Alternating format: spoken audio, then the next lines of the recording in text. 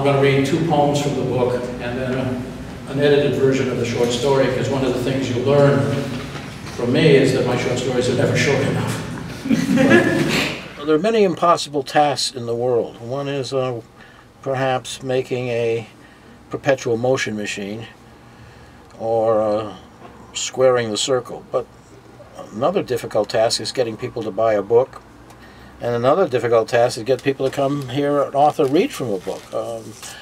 So I was very pleased. I mean, I have very good, generous friends, and many people came out. It was a stormy, snowy, wet night, and the weather turned some people away.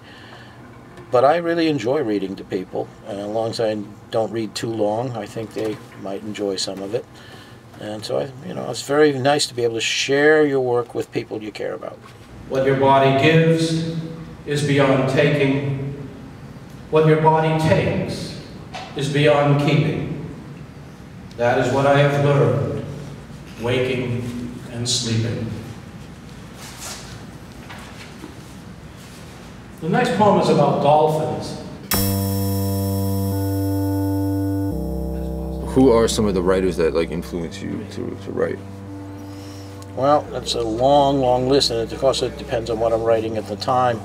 I suppose, like most people speak English, Shakespeare is a tremendous influence in the sense that, boy, I would like to be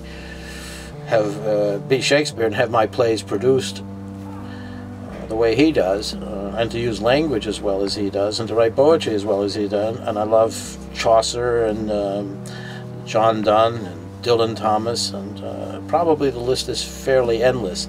There's so much talent out there. There's so many talented writers that have lived, and you just are amazed by how much great stuff and how much good stuff there is. Well, for poetry, I usually handwrite the poems first, and then I type them into the computer. For almost everything else, I write directly on the computer. And before I had the computer, I always made sure I had the best kind of Selectric or electric typewriters. So I really like to work with first quality tools, and the computer is just wonderful.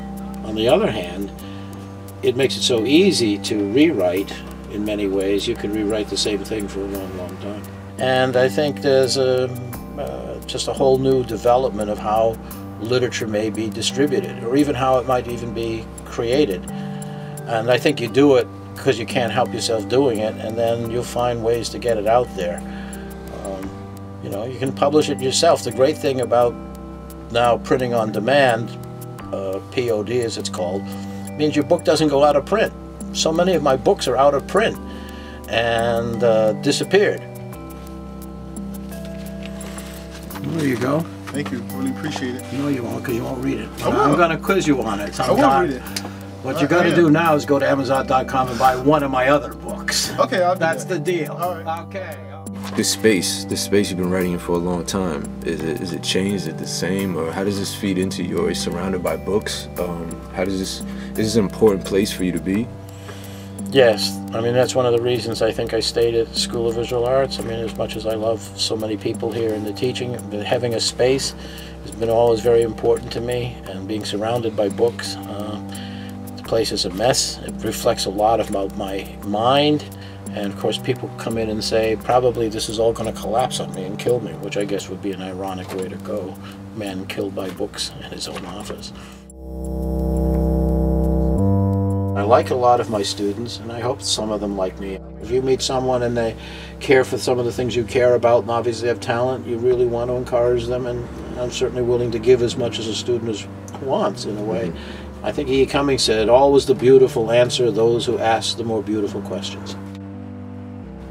If a poem gets written but doesn't get read, or if a play gets written but doesn't get produced, does it still exist?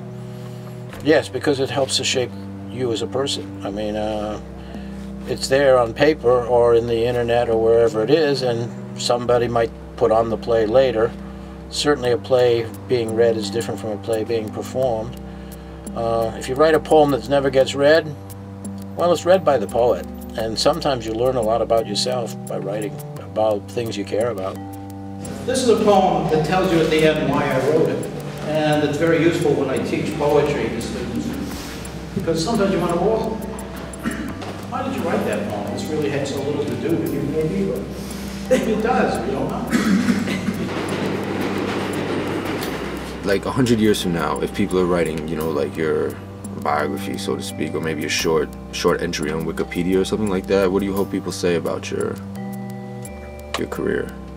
Boy, that's a great question, but it's a hard question to answer. I